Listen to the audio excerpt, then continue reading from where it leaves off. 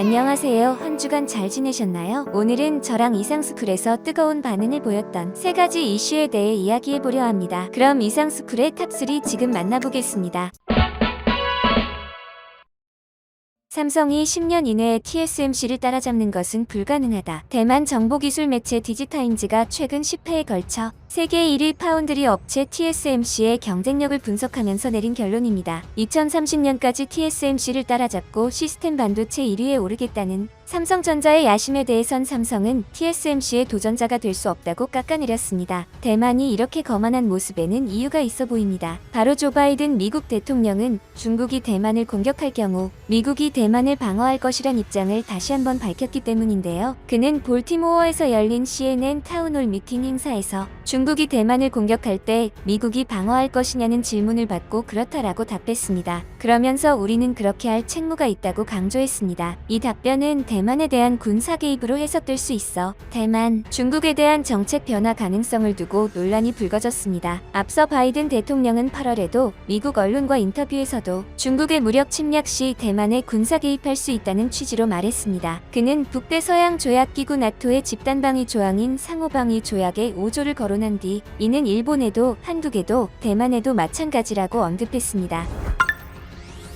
구독과 좋아요 한 번씩 부탁드립니다. 미국은 한국, 일본, 나토와는 상호방위 조약을 맺어 무력 충돌 시 군사 개입의 근거가 있지만 대만과는 그렇지 않다는 점에서 당시에도 큰 논란을 불러일으켰는데요. 미국의 대만을 향한 이러한 발언들이 쌓여 대만이 거만해졌다는 평가가 끊이지 않고 있습니다. 한편 대만의 TSMC는 미국에 이어 일본에도 반도체 공장 증설을 발표해 더욱 기세가 등등해지고 있는데요. 얼마 전 대만은 믿는 도끼에 발등 찍힌 신세가 되었습니다. 미국 바이든 정부가 삼성전자, SK하이닉스, TSMC 등 세계 주요 반도체 업체들에게 제조, 재고, 주문, 판매, 고객사 관련 정보를 내달 8일까지 자발적으로 제출하라고 요청한 것입니다. 이에 대만뿐 아니라 한국의 고심도 깊어지고 있습니다. 6일 업계에 따르면 이 같은 미국 정부의 요청에 삼성전자와 SK하이닉스는 고심을 거듭하고 있는 것으로 알려졌습니다. 삼성전자는 이날 입장이 없다고 밝혔고 SK하이닉스는 검토 중이라고만 짧게 답했습니다. 이들 업체가 고심을 거듭하는 이유는 고객사 정보를 포함한 민감한 영업 기밀이 노출될 수 있어서인데요. 어떤 업체에 얼마의 가격의 제품을 팔고 수량은 어느 정도고 향후 증설 계획 같은 정보가 노출되면 판매와 영업 전략이 통째로 흔들리게 되기 때문입니다. 여기에 더해 고객사와의 법적 문제까지 발생할 가능성도 있습니다. 이런 가운데 세계 1위 파운드리 업체인 TSMC가 미국 정부의 요청에 응하지 않겠다는 입장을 밝힌 것으로 전해졌습니다. 대만 현지 언론인 타이베이 타임스는 지난 1일 쿵밍신 대만 NDC 대만 국가발전협의회 장관이 타이베이 의원들에게 TSMC가 미국 상무부에게 고객 관련 기밀 정보를 제공하지 않을 것이라고 말했다고 보도했습니다. 김양팽 산업연구원 전문연구원은 미국 정부 입장에서는 자국의 주력 산업인 자동차가 반도체 부족으로 생산이 안 돼 공급망을 알고 싶어 하는데 이것이 각 반도체 기업들에게는 매우 중요한 정보라며 TSMC의 이런 반응은 기업 입장에서는 당연한 것이라고 말했습니다. TSMC가 정보 공개 거절 입장을 밝힌 것으로 전해졌지만 업계는 반도체 기업들이 결국 어떤 방식으로든 내달 8일 전에 입장을 밝힐 것으로 전망되고 있습니다. 미국이 반도체를 전략물자화하면서 글로벌 공급망을 자국 위주로 재편하겠다는 강한 의지를 기업이 정면으로 거부하기는 힘들 거라는 이유에서인데요. 주원현대경제연구원 이사는 미국에서 요구했으니 정보를 안 줄 수는 없을 것이라며 반도체 제조에 미국 기술이 사용되고 있고 미국의 공급망 안으로 들어오라고 하는 압박이라서 한국 업체들은 정보 제출 요구를 거절하기 어려울 것이라고 전망했습니다. TSMC의 거절 입장에 대해 주 이사는 지금 거절이라는 보도가 나왔지만 결국 TSMC도 적당한 선에서 정보를 줄 것으로 본다며 다만 특정 기업의 이름을 지우거나 해서 제출하는 형태로 미국 정부와 타협이 이뤄질 것으로 본다고 말했습니다. 그런데 과연 미국이 TSMC에 집착하는 진짜 이유는 무엇일까요? 정말 대만이 좋아서일까요? 미국과 TSMC의 밀월 관계가 깊어지게 된 계기는 바로 전 세계적으로 차량용 반도체 공급 부족 현상이 지속되면서입니다. 결국 미국이 TSMC를 압박해 칩을 더 내놓으라고 미국 내에 공장을 더 지으라고 하는 것입니다. 또한 정치적으로도 친미 정책이 유리하다고 계산을 끝낸 TSMC도 미국의 요구에 적극적으로 나서고 있는 것입니다. 한편 한국은 미국의 반도체 정보 요구, 철강 관세 등 통상 현안 대응을 위해 대미 접촉 활동을 이어가고 있습니다. 25일 산업통상자원부에 따르면 김정일 신통상 질서전략실장은 이날부터 27일까지 미국 워싱턴 DC를 방문해 미 행정부 및 의회의 주요 인사들을 대상으로 아웃리치 활동을 벌입니다. 우선 김 실장은 무역대표부의 사라 비앙키 부대표, 마이클 비만 대표보, 후안 밀란 대표보와 면담합니다. 이달 초 여한구 통상교섭본부장과 캐서린 타이 유스터 대표 간 면담 때 우리 측이 제안한 한미 통상 공급망 기술 대화 개최 방안을 논의하고 한미 자유무역협정 공동의 개최를 위한 의지들을 점검할 계획입니다. 아울러 김 실장은 제레미 펠터 상무부 차관보와 만나 미 정부의 반도체 업체들에 대한 정보 제공 요구와 관련 영업비밀 유출 등 국내 기업들의 우려를 전달할 예정입니다. 한편 대만은 현재 미국이 자신을 지켜줄 것이라 굳게 믿고 있습니다. 따라서 한국 기업들에도 거만한 태도를 취하고 있죠. 그런데 대만의 상황은 대만의 생각처럼 평온해 보이지 않습니다. 팻겔싱어 인텔 최고 경영자가 한국과 대만의 반도체 생산을 의존하고 있는 것이 지정학적으로 위험한 일이라며 미국에서 반도체가 생산되도록 미국 정부의 보조금이 필요하다고 주장했습니다. 인텔 CEO 팻겔싱어는 다큐멘터리 뉴스 악시오스 온 HBO에 출연해 어디에서 석유가 나올지는 신이 결정했다면 우리는 반도체 제조 공장을 어디에 둘지 결정할 수 있다며 이같이 밝혔습니다. 퀄컴이나 AMD, 엔비디아 등 글로벌 반도체 팹리스 기업은 주로 삼성전자나 대만의 TSMC에 위탁해 생산합니다. 불과 몇 년 전까지만 해도 전 세계 반도체 생산의 3분의 1을 차지했던 미국의 점유율은 현재 12%로 뚝 떨어졌습니다. 겔싱어는 우리의 생산비가 아시아보다 30에서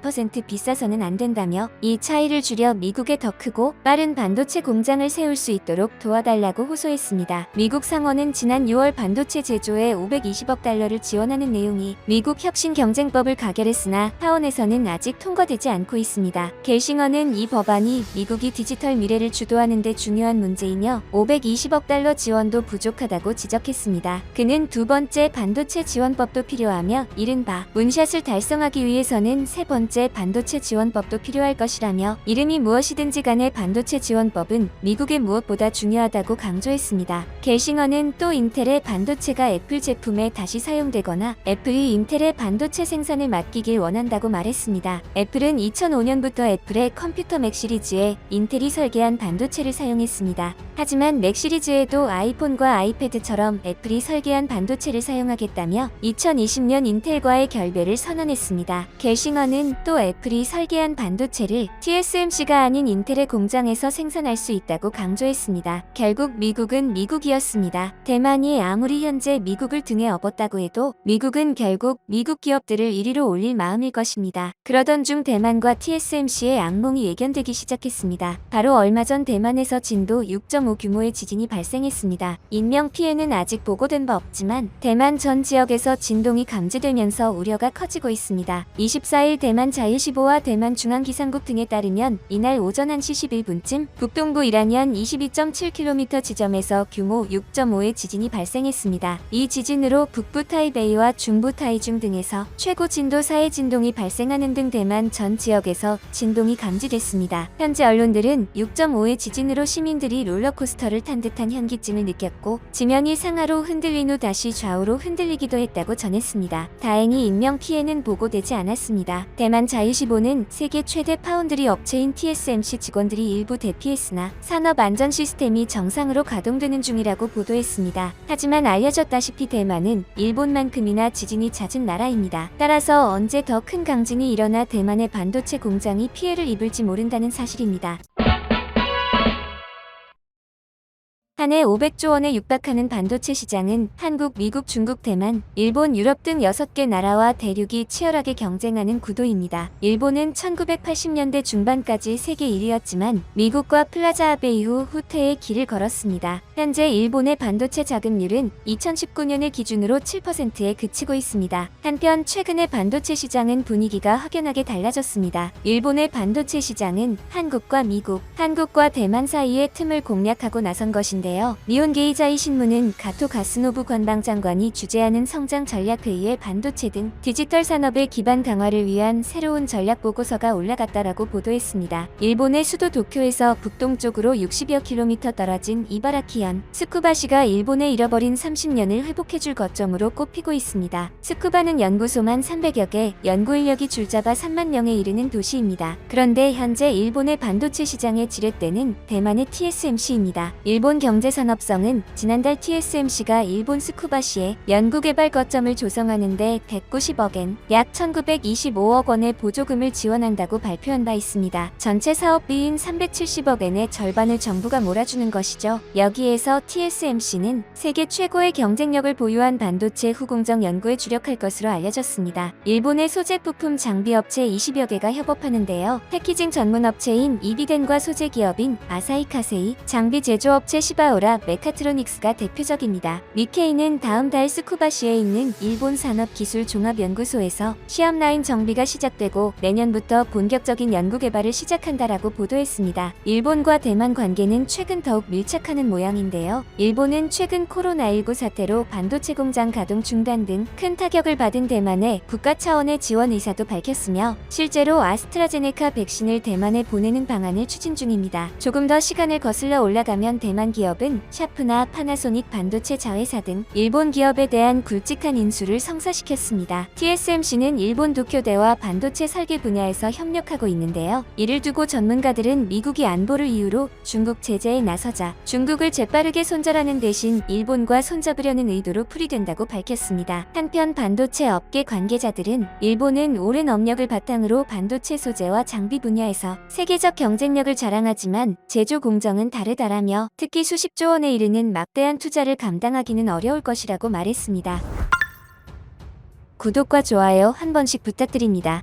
반도체 설계와 패키징 등 일부 분야에서 현 시장 구도를 비집고 들어올 수는 있어도 뒤집기는 쉽지 않다는 의미입니다. 한편 세계 최대 반도체 위탁 생산 업체인 대만 TSMC가 일본에 짓기로 한 새 공장에 일본 정부가 5조 원대의 보조금을 지원하는 것으로 알려지면서 한국이 이를 세계무역기구 WTO에 제소할 가능성이 있다는 일본 언론 보도가 나왔습니다. TSMC는 2024년 양산을 목표로 일본에 대규모 공장을 신설할 계획으로 일본 정부는 TSMC의 수천억엔 규모의 보조금을 지급할 방침이라고 발표했습니다. 정확한 보조금 규모는 밝히지 않았으나 5천억엔, 약 5조 1,800억 원가량을 지원하는 방향으로 조정 중인 것으로 알려졌습니다. 일본이 반도체 확보에 나선 것은 전 세계적으로 계속되고 있는 반도체 품귀 현상 때문입니다. 코로나19 여파로 비대면 산업이 활성화되고 재택근무 증가 등으로 PC 노트북 교체가 증가하면서 반도체 수요는 증가했지만 공급이 이를 따라가지 못하고 있기 때문이죠. 이에 일본 정부는 반도체를 시장 원리에 맡기지 않고 국가가 책임지고 확보하기로 한 것입니다. 그러나 니혼게이자이 신문은 일본 정부의 반도체 확보가 경제 안보를 위한 것이라고 하지만 거액의 보조금은 시장을 왜곡시킬 수 있다고 지적했습니다. 그러면서 보조금을 받고 세운 TSMC 공장이 반도체를 저가에 일본 국내에 공급할 경우 반도체 생산업체를 보유한 한국 등이 일본으로의 수출이 감소해 피해를 봤다라며 WTO에 제소할 가능성이 있다고 전망했습니다. 또 TSMC가 일본에서 생산한 반도체를 저가로 수출하는 경우에도 제소될 위험이 있다고 지적했습니다. 신문은 WTO 협정에 위배되는 보조금 종류에는 위법으로 즉시 간주되는 레드 보조금과 경우에 따라 판단하는 옐로 보조금이 있지만 TSMC에 대한 일본 정부 보조금은 옐로 보조금에 해당한다는 전문가 견해가 많다고 소개했습니다. 그러나 WTO가 옐로 보조금 위반으로 인정한 사례는 몇 건밖에 없다며 일본 정부의 TSMC에 대한 보조금이 문제될 가능성은 적다고 전망했습니다. 제소하는 국가의 산업에 발생하는 손해와 보조금의 인과관계를 입증하기 어려운 것이 그 이유로 미국과 유럽연합은 최근 중국 정부의 반도체 산업에 막대한 보조금을 문제 삼았지만 제소는 하지 않고 있다고 신문은 설명했습니다. 하지만 일본 언론들이 보조금 문제를 걱정한다는 것은 일본의 이러한 일이 불법적인 일인 것입니다. 일본은 현재 반도체 시장에서의 점유율을 다시 찾아오고 싶어서 막대한 자금을 쏟고 있는 것인데요. 한편 막대한 자금을 쏟아부으면 있으면서도 일본은 불안한 듯 보입니다. 자신들이 먼저 수출 규제를 하며 한국 기업들을 짓밟으려 했으면서 이제 와서 다시 한국에 손을 내밀며 화해의 움직임을 보이고 있습니다. 일본 정부는 뒤처진 자국 반도체 산업의 경쟁력을 강화하기 위해 대만 등 해외 업체를 유치해 일본 업체와 공조하도록 정책을 추진할 것으로 알려졌습니다. 일본 정부는 반도체 완성품을 만드는 외국 업체를 자국에 유치하기로 방침을 정하고 공장 건설 등에 필요한 자금을 지원하는 방안을 조율 중이라고 요미우리 신문이 보도했습니다. 도쿄 일렉트론 등 일본 반도체 장비 업체나 연구기관 등과 공동 개발을 하는 것을 전제로 외국 업체에 수년간 수조원 규모의 자금을 지원하는 방안을 가정하고 있습니다. 이를 위해 일본은 삼성전자 및 인텔과 더불어 반도체 시장에 빅3인 대만 TSMC를 중심으로 유치 활동을 벌인다고 전했습니다. 경제산업성은 삼성전자나 미국 기업과 협력하는 방안도 염두에 두고 있다고 덧붙였습니다. 일본은 반도체 제조 장치나 재료 분야에서는 전문성을 키웠고 경쟁력 있는 업체가 다수 있으나 완성품 시장에서는 열세를 면하지 못하고 있습니다. 한편 일본 소니 그룹과 대만 TSMC가 일본 내 반도체 공장 건설을 추진 중이라는 보도가 나왔습니다. 투자 규모가 약 8천억엔 한화로 8조 4,700억 원에 달할 것이라는 전망이 제기되는 가운데 일본 정부가 투자금 중 일부를 지원한다는 관측도 나왔습니다. 로이터 등 외신에 따르면 양사가 일본 남부 구마모토현에 공장을 건설하고 2024년부터 가동을 시작할 예정입니다. 구마모토 공장은 세계적으로 부족 현상이 심각한 차량용 반도체를 비롯 카메라와 이미지 센서 등의 생산을 담당할 것으로 알려졌습니다. 그런데 일본의 야심찬 계획에 문제가 생겼는데요. 공장을 세우려던 일본 규슈 구마모토현에 있는 활화산인 아소산이 20일 오전 분화했습니다. 3.5km 높이로 치솟은 화산재가 분화구로부터 1km 이상 떨어진 곳까지 도달해 당국은 외출 자제를 당부한 상태입니다. 현지 기상청에 따르면 이날 오전 11시 43분쯤 아소산 나카다케 제1화구가 분화했습니다. 이어 낮 12시 44분에는 폭발까지 발생해 분석과 화쇄류 주의령이 내려지기도 했습니다. 소셜미디어에는 그 순간을 촬영한 영상이 다수 공개됐는데 화산가스가 연기처럼 솟아오르고 화산재가 폭발하듯 솟아오르는 장면이 그대로 담겼습니다. 시커먼 분연이 순식간에 하늘을 덮자 인근 주차장에 세워져 있던 차량들이 재빨리 대피하는 모습도 찍혔습니다. 기상청은 화쇄류가 분화구에서 1km 이상 떨어진 지점에 도달했다고 밝혔습니다. NHK 등 현지 매체는 분연이 화구 가장자리에서 약 3.5km 높이로 치솟았다라며 남동쪽으로 약 5km 거리에 있는 한 보육원에도 약간의 화산재가 날아왔다고 보도했습니다. 당국은 아소산에 대한 화산 경보를 2단계에서 3단계로 격상했습니다. 또 약 2km 범위에 거주하는 주민들에게 화쇄류를 경계하도록 했고 화산가스에 대한 주의를 당부했습니다. 경보는 총 5단계로 구성돼 있으며 4단계부터는 피난 과정에 돌입합니다. 이번 아소산 분화로 인한 인명피해는 아직 보고되지 않았습니다. 이날 정오 기준구조 요청이나 부상자 발생 소식도 없었습니다. 교도통신에 따르면 화구 주변을 등산하던 4명이 있었으나 무사히 하산한 것으로 파악됐습니다. 일본은 이러한 위험은 염두에 두지 않는 듯이 TSMC에 이어 미국의 마이크론의 공장도 건설한다고 전했습니다. 로이터 통신 등의 보도에 따르면 이 신문은 마이크론이 히로시마현 히가시 히로시마시에 있는 기존 시설 인근의 공장 부지를 매입할 계획이라면서 새 공장에 6천억에서 8천억엔 정도가 투자될 것으로 보인다고 전했습니다. 이 신문은 마이크론의 새 공장이 2천에서 3천 개 정도의 새 일자리를 창출할 것이라면서 일본 정부가 이 공장에 보조금을 지급할 예정이라고 밝혔습니다. 신문은 마이크론의 새 공장이 2024년쯤 가동에 들어갈 것이라면서 중장기적으로 데이터 섹터와 다른 설비용 디램 수요를 충족시키는 역할을 하게 될 것이라고 설명했습니다. 이런 일본과 대만의 관계에 맞서기 위해 삼성전자는 EUV 공정을 적용해 회로 선포기 업계에서 가장 좁은 14나노미터 디램 양산을 시작했다라고 밝혔습니다. 반도체는 회로 선폭이 좁을수록 저전력 고효율 칩을 만들 수 있는데 삼성은 극자외선으로 회로를 새기는 공정 기술로 다시 한번 업계 최고의 기술력을 입증하고 있습니다. 일본이 아무리 이기고 싶어도 이길 수 없는 삼성과 대한민국을 응원합니다.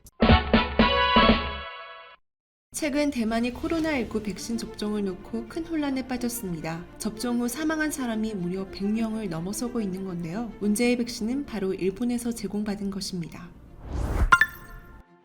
백신 문제로 인해 대만과 일본 사이에 미묘한 기류가 형성되고 있습니다. 양국 간의 이러한 미묘한 기류는 흔치 않은데요. 일본과 대만은 지금까지 상당히 우호적인 관계를 유지해왔기 때문입니다. 먼저 일본과 대만의 관계를 알아볼까요? 근현대사에서 한국과 대만의 공통점이 있다면 한때 일본의 식민 지배를 받았다는 것입니다. 그런데 한국은 반일 감정이 매우 강한데 어떻게 대만은 반일 감정이 거의 없을까요? 대만은 말레이시아계 원주민으로 시작해 포르투갈, 네덜란드, 스페인이 지배하다가 청나라가 주인이 되고 청일전쟁으로 일본이 청을 대신합니다. 대만인들은 예전부터 지배국가가 정말 자주 바뀌었습니다. 그래서 누구에게도 정을 붙이기가 쉽지 않았죠. 계속해서 주인이 바뀌니 자신들을 잘 챙겨주는 지배 권력에게 더 정이 갈 수밖에 없었던 것입니다. 그러던 중 일본이 대만에게 가장 큰 도움을 줬다며 일본을 좋아하게 된 것입니다. 현재 중국이 대만을 침략하려 하고 있는데요. 일본은 만약 중국이 대만을 침략한다면 이에 맞서 대만을 보호할 것이라는 입장이죠.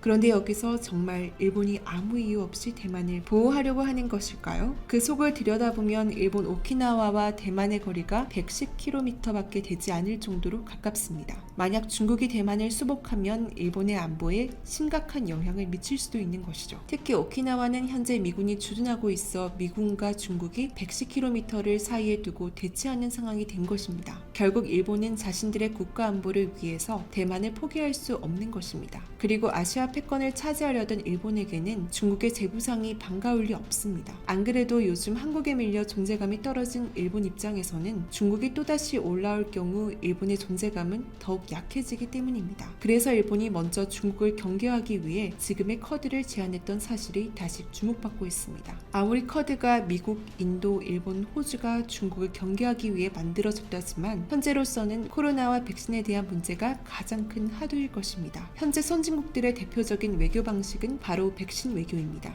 선진국에서 개발도상국에게 코로나 백신을 지원하는 것인데요. 얼마 전까지 자국민에게 접종한다며 백신을 쌓아두고도 풀지 않았던 미국마저도 백신을 지원하기 시작했습니다. 이러한 백신 외교를 일본도 시작한 것입니다. 하지만 요즘 일본이 백신 외교 정책으로 지원하는 백신에 큰 문제가 있다는 주장이 나오고 있습니다. 일본 국민들이 현재 접종하고 있는 백신은 주로 하이자와 모더나 백신입니다. 하지만 일본은 아스트라제네카 백신도 6천만회 가량 확보해 일본에서 생산 중인 것으로 알려졌습니다. 아스트라제네카 백신을 6천만 회나 쌓아두고 정작 일본에서는 접종을 하고 있지 않아 많은 의문을 들게 했습니다. 결국 이 물량 중 거의 대부분을 대만을 비롯한 태국, 베트남에 각각 대규모 물량을 지원하며 생색내기에 바빴던 것이죠. 그런데 일본에서 가장 먼저 백신을 지원받은 대만에서 문제가 터졌습니다. 대만은 일본으로부터 아스트라제네카 백신 124만 회분을 제공받아 75세 이상 노인, 65세 이상 원주민, 고위험군을 우선 접종 대상으로 정한 뒤 접종을 진행하고 있습니다. 하지만 지난 15일 아스트라제네카 백신 접종이 시작된 이후 7일 동안 120명이 사망하는 문제가 발생하고 있습니다. 특히 이 중에서는 백신 접종을 받은 엄마로부터 모유 수유를 받은 영아가 세상을 떠나는 매우 안타까운 사례도 나오자 대만 국민들은 일본의 아스트라제네카 백신에 대한 큰 거부감을 가지기 시작했습니다. 대만은 돌연사가 백신 접종과 직접적인 연관이 있는지를 조사 중이지만 백신을 지원한 일본에게 모든 화살이 돌아가고 있는데요. 한국 아스트라 백신의 부작용이 나올 확률은 100만 명당 25명 수준이지만 대만의 경우는 100만 명당 120명으로 한국보다 5배가량 높은 결과를 보입니다. 한 언론사는 일본 백신의 유통기한이 짧은 것은 50일가량 남았고 긴 것은 6개월가량 남았다고 전했습니다. 문제는 유통기한뿐 아니라 관리가 제대로 되지 않았을 가능성도 제시했습니다. 또 한편 일본이 자국민들에게 접종할 백신이 아니라서 관리가 소홀했던 것 아니냐는 의문도 제기되고 있는데요. 이에 대만 국민들은 실망감을 감추지 못하고 있습니다. 일본의 모테기 도시미스 외무상은 대만의 아스트라 백신을 지원하면서 지난날 대만 국민들이 지진 피해를 위해 성금을 모아준 사실을 기억한다. 조금이나마 힘을 모으기 위해 아스트라 백신을 보낸다라고 발표했습니다. 좋은 마음으로 백신을 나눠줬는지는 모르겠지만 결과는 일본이 원하는 방향과는 반대로 흘러가고 있는데요. 이런 상황에 대한 일본 네티즌들의 반응을 살펴보겠습니다. 적어도 6월 초에는 대만에서 아스트라 말고는 인가된 백신이 없었다. 그러니 그들은 다른 선택지가 없었고 마침 일본에서 사용하지 않는 아스트라가 있었을 뿐이야. 그것을 왜 일본 탓하는 거지? 왜 일본이 좋은 일하고 욕을 먹어야 하는 상황인 건지. 대만은 일본을 좋아하니까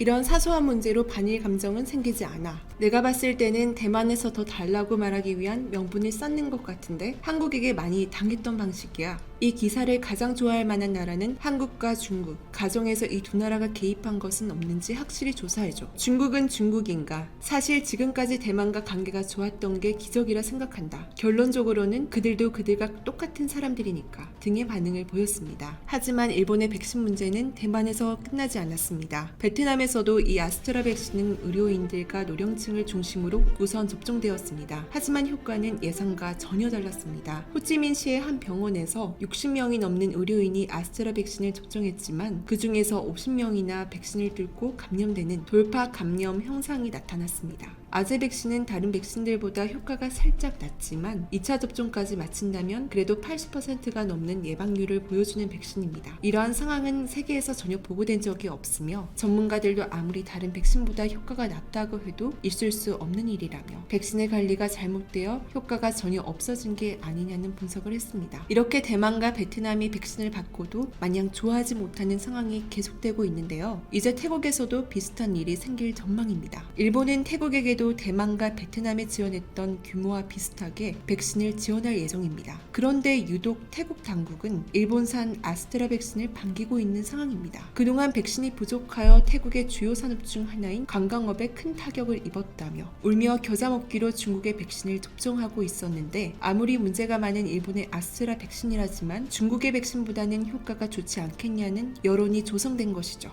태국은 국가 GDP 상당수를 여행 산업이 차지하고 있어 어떤 백신이든 접종해 하루빨리 여행객을 받고 싶은 마음이라고 합니다. 이 점을 일본이 정확하게 캐치한 것이죠. 일본은 최근 대만과 베트남, 태국에 총 300만 회가 넘는 백신을 지원하면서 백신 외교를 시작했습니다. 이것으로 끝나지 않고 추가적으로 동남아시아 지역을 거점 삼아 백신 지원이 지속될 것이라고 보여집니다. 일본이 왜 이렇게 위험을 무릅쓰고 동남아시아의 백신 외교를 강화하는 것일까요? 그것은 바로 한국이 아시아는 물론이고 세계 무대에서 영향력이 강화되고 있기 때문입니다. 실제로 동남아에서는 자동차 판도가 급격하게 바뀌고 있어 일본이 긴장하고 있는 상황입니다. 특히 베트남에서는 2020년 1월까지만 해도 일본의 자동차가 1위를 했지만 한국에게 그 자리를 넘겨주고 2021년 6월 현재까지 유지되고 있습니다. 시간이 지날수록 더욱더 많은 격차가 나면서 일본이 다시 1위를 하기에는 무리라는 전망이 나오는데요. 베트남뿐만 아니라 거의 모든 동남아 국가들에게서 이러한 현상이 가속화되고 있습니다. 이렇게 동남아시아 지역에서 일본의 영향력이 갈수록 줄어들고 한국이 떠오르자 백신이라는 수단을 통해서 자신들의 영향력을 회복하기 위해 움직이는 상황입니다. 하지만 일본의 백신 외교가 효과는 보지 못하고 오히려 동남아 국가들의 반발만 사게 되면서 미국에게 좋은 일만 해주었다는 평가도 나오고 있습니다. 왜냐하면 일본의 백신 문제를 보고 중국이 자신들의 백신을 주겠다고